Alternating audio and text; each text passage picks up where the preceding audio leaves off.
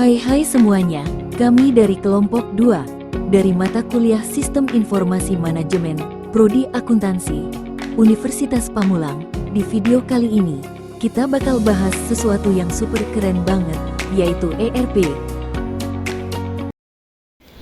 Apa sih ERP itu? ERP merujuk pada organisasi atau perusahaan secara keseluruhan, mencakup semua departemen, cabang, dan fungsi bisnis. Resource mencakup semua aset perusahaan, termasuk sumber daya manusia, keuangan, material, mesin, waktu, dan informasi. ERP merupakan sistem perangkat lunak terintegrasi yang mengelola dan mengkoordinasikan semua sumber daya, informasi, dan fungsi bisnis dalam sebuah organisasi dari database terpusat. Selanjutnya ada konsep dasar dari ERP. Yang pertama itu integrasi data, di mana ERP ini mengintegrasikan data dari berbagai departemen ke dalam satu database terpusat. Lalu ada juga proses real time dengan informasi yang diperbarui secara real time sehingga semua departemen memiliki akses ke data terkini. Lalu ada juga modularitas, di mana ini tuh terdiri dari modul-modul yang dapat diimplementasikan sesuai dengan kebutuhan.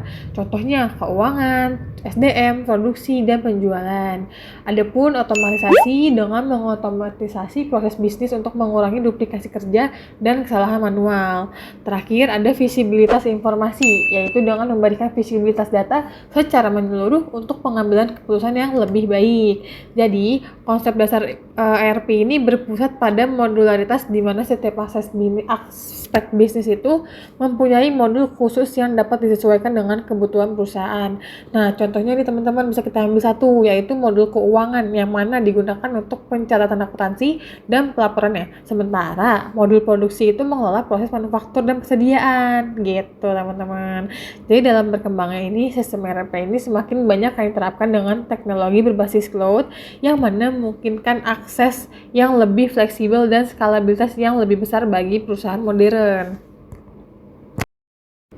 Selanjutnya ada tahapan evolusi sistem ERP, dimulai dari Material Requirement Planning atau MRP yang dikembangkan pada tahun 1960-an, di mana MRP berfokus pada perencanaan kebutuhan material untuk produksi, membantu perusahaan menghitung jumlah bahan baku yang diperlukan berdasarkan jadwal produksi.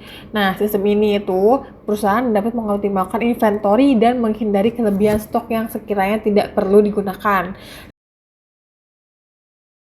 Adapun closed loop MRP, yaitu evolusi dari sistem Material Requirement Planning atau MRP yang dikembangkan pada tahun 1970-an.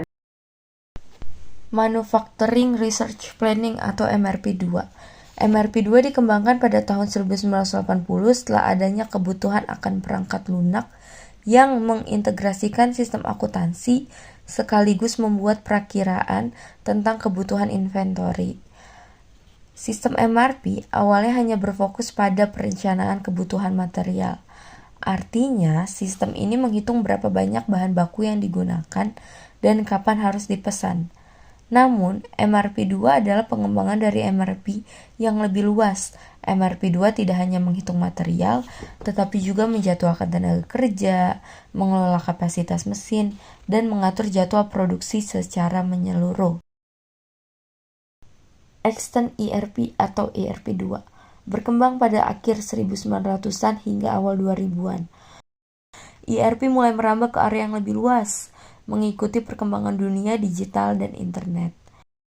ERP generasi kedua mulai terintegrasi dengan internet, memungkinkan perusahaan melakukan kegiatan e-bisnis seperti e-commerce, pemrosesan pesanan, dan integrasi dengan sistem pihak ketiga secara elektronik. Nah, selanjutnya kita bahas tentang perbandingan antara sistem ERP 1 dan sistem ERP 2. Nah, kalau ERP 1 itu fokus pada integrasi proses internal perusahaan seperti produksi, keuangan, SDM, dan inventaris. ERP 2 ini fokus pada kolaborasi eksternal seperti hubungan dengan pelanggan, pemasok, dan mitra bisnis. Komponen-komponen utama dalam infrastruktur ERP. Yang pertama itu ada perangkat keras atau hardware. Itu dibagi menjadi dua, ada server sama perangkat pengguna. Server adalah otak dari sistem ERP. Server menyimpan semua data dan aplikasi ERP yang digunakan oleh perusahaan, sedangkan perangkat pengguna itu seperti komputer, laptop, dan smartphone. Yang kedua itu ada perangkat lunak atau software. Itu juga dibagi menjadi dua. Ada aplikasi ERP sama database management system. Aplikasi ERP adalah perangkat lunak utama yang digunakan untuk mengelola berbagai proses di perusahaan, seperti keuangan, persediaan, produk, dan lain-lain. Sedangkan database management system adalah software yang mengatur penyimpanan data. Semua data perusahaan disimpan dan diakses oleh aplikasi ERP. Dan yang terakhir, ada manfaat dari sistem ERP. Sistem ERP memiliki beberapa manfaat. Salah satunya yang pertama, integrasi data bisnis yang akurat dan terorganisir. Sistem ERP ini bekerja dengan mengintegrasikan data dari berbagai modul yang digunakan. Dengan begitu, proses pendataan jadi lebih efisien dan akurat karena seluruh hal tersebut terjadi secara real time. Yang kedua itu ada keputusan tepat berdasarkan data akurat. Sistem ERP dapat membantu perusahaan untuk dapat meningkatkan akurasi data dan mempermudah pengolahan data untuk digunakan sebagai laporan ataupun perkiraan permintaan. Dan yang terakhir, ada proteksi data perusahaan. Manfaat sistem ERP pada manajemen data perusahaan yaitu dapat meningkatkan proteksi data-data penting, karena ERP memiliki kontrol akses yang dapat diberikan pada staf sesuai dengan tingkatan dan tanggung jawabnya.